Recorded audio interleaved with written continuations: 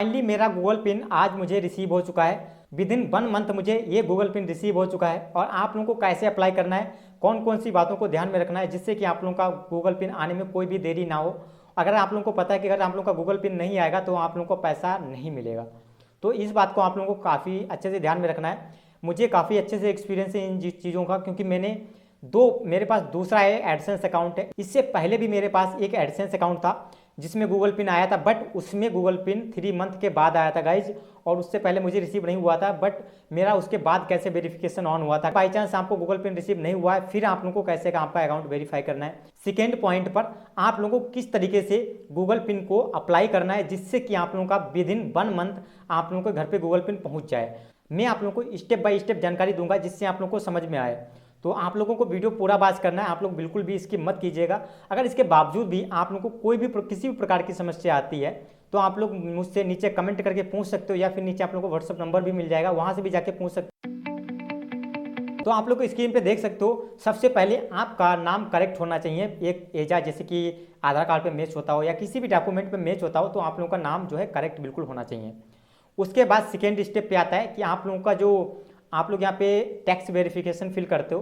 अगर आप लोगों ने अभी तक टैक्स वेरिफिकेशन फिल नहीं किया है तो नीचे डिस्क्रिप्शन में उस वीडियो का लिंक मिल जाएगा, आप लोग जाके उस वीडियो को देख लीजिए। आप लोग एडसेंस पिन वेरिफिकेशन कर लेना। और आप लोगों को एस टी जैसे कि आधार कार्ड में आप लोगों का आधार एड्रेस पड़ा हुआ है सेम, जैसे कि सनाप SO सनाप, या जैसे फादर नेम, फिर उसके आगे विलेज नेम, सिटी नेम, इस तरीके से पड़ा होता है, सेम वैसे ही आप लोगों को पे डालना है। और एडसेंस जहाँ पे आप लोग एडसेंस पिन यानी टैक्स वेरिफिकेशन करोगे तो वहाँ पर भी आप लोगों को सेम एड्रेस डालना है। तो चलिए पहले मैं आप लोग अपना गूगल पिन डाल लेता हूँ, यहाँ पे स्क्रीन पे आप लोग देख सकते हो, और इसको वेरीफाई कर देता हूँ। तो चलिए दोस्तों, यहाँ से हम लोग अपने गूगल एडसेंस अकाउंट में यहाँ पे लॉगिन कर लेते हैं। तो साइन इन गूगल एडसेंस करते हैं यहाँ पे। और यहाँ पे आप लोग देख सकते हो ये मेरा गूगल एडसेंस अकाउंट है। यहाँ से मैं इस अकाउंट से साइन अप करूँगा, सॉरी गूगल पिन वेरिफिकेशन करूँगा। यहाँ पे आप लोग देख सकते हो $16.85 मेरे पास पड़े हुए हैं। यहाँ पे पेमेंट रिसीव हो चुका है। और your payment are on hold because you need to verify your address. तो यहाँ पे हम लोग आते हैं पेमेंट्स में। यहाँ पे पेमेंट इन्फॉर्मेशन में आप लोगों को सारी चीज़ें दिखा देता हूँ यहाँ पे किस तरीके से मैंने फिल आउट सारी चीज़ें की थी, और आप लोग भी सही तरीके से यहाँ पे फिल आउट कर सकें।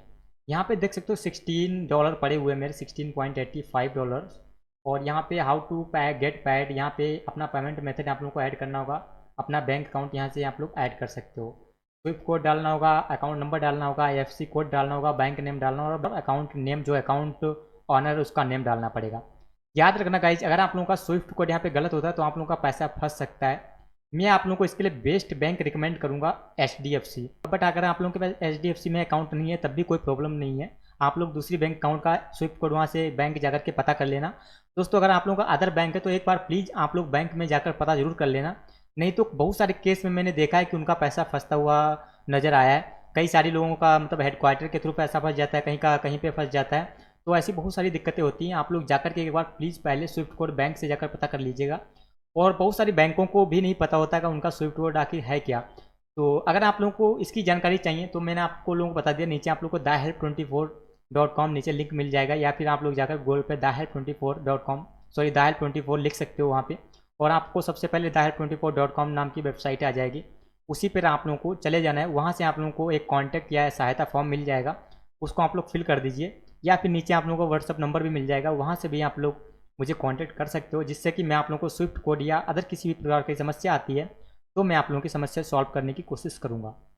तो अगर आप लोग HDFC का बैंक से यहाँ पे स्विफ्ट कोड डालते हो तो आप लोग सीधा सिंपल सा गूगल पे HDFC bank Swift code type करोगे। अगर आप लोग चाहें हेडक्वार्टर का डालो, कहीं का भी डालो, वो यहाँ पे एक्सेप्ट कर लेता है और आप लोग का पैसा सीधे जो है आपके अकाउंट में आ जाता है। बट याद रखना दोस्तों, जब पैसा आप लोग को एक मेल रिसीव होगा, मेल रिसीव होने के बाद आप लोग चाहो तो आप लोग नेट बैंकिंग के थ्रू, मैं आप लोगों को यहाँ पे थोड़ा एक छोटा सा वीडियो है उसको मैं यहाँ पे डाल दूंगा। नेट बैंकिंग के थ्रू लॉगिन करने के बाद वहाँ पे इंटरनेशनल ट्रांजैक्शन को एक्सेप्ट कर लेना है आप लोगों को। एक्सेप्ट करने के बाद फर्स्ट टाइम आप लोगों को विजिट करना पड़ेगा बैंक। जी हाँ गाइस, फर्स्ट टाइम आप लोगों को HDFC बैंक जरूर विजिट करना पड़ेगा अगर आप लोगों का पैसा पेमेंट आता है, क्योंकि वो पेमेंट कुछ टाइम के लिए होल्ड पर होता है। वैसे तो मैंने ऑनलाइन उसको एक्सेप्ट कर लिया था, बट उसके बाद मुझे वहाँ पे जाना जरूर पड़ा। तो जाने के बाद फिर मैंने उनको मैम को बताया, तो मैम ने वहाँ पे क्या किया, वर्किंग डे में आप लोगों को जाना है, और वो भी आप लोगों को 2 बजे तक जाना है, क्योंकि इंटरनेशनल पेमेंट सिर्फ 2 बजे तक होते हैं, उसके बाद इंटरनेशनल पेमेंट क्लोज हो जाते हैं।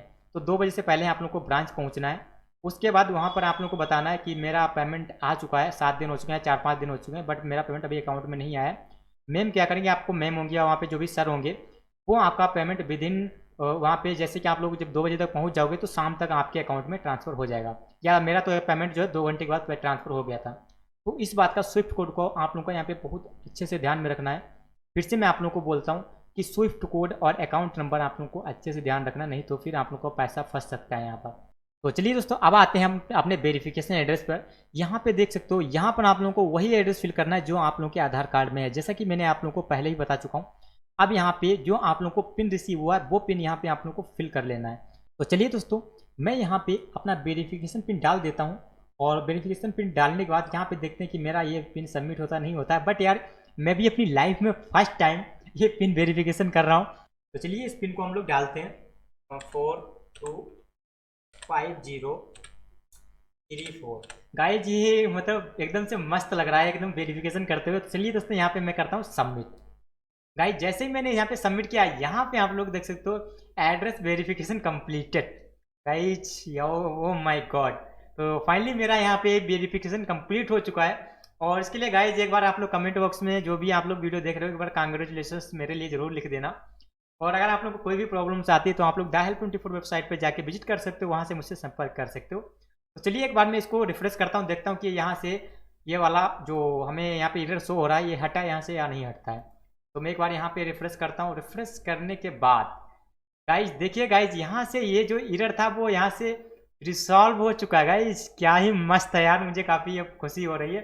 दोस्तों अगर आप लोगों को वीडियो पसंद आया हो, अगर आप लोग की थोड़ी सी भी हेल्प हुई हो, तो प्लीज़ वीडियो को लाइक कर देना और चैनल को सब्सक्राइब कर लेना, ताकि आप लोगों को फ्यूचर में इससे रिलेटेड कोई भी इन्फॉर्मेशन आप लोगों से मिस ना हो और मैं आप लोगों को पूरी कोशिश करूँगा कि आप लोगों की हेल्प कर सकूँ। तो चलिए दोस्तों, मिलते हैं किसी नेक्स्ट वीडियो के साथ, तब तक के लिए जय हिंद।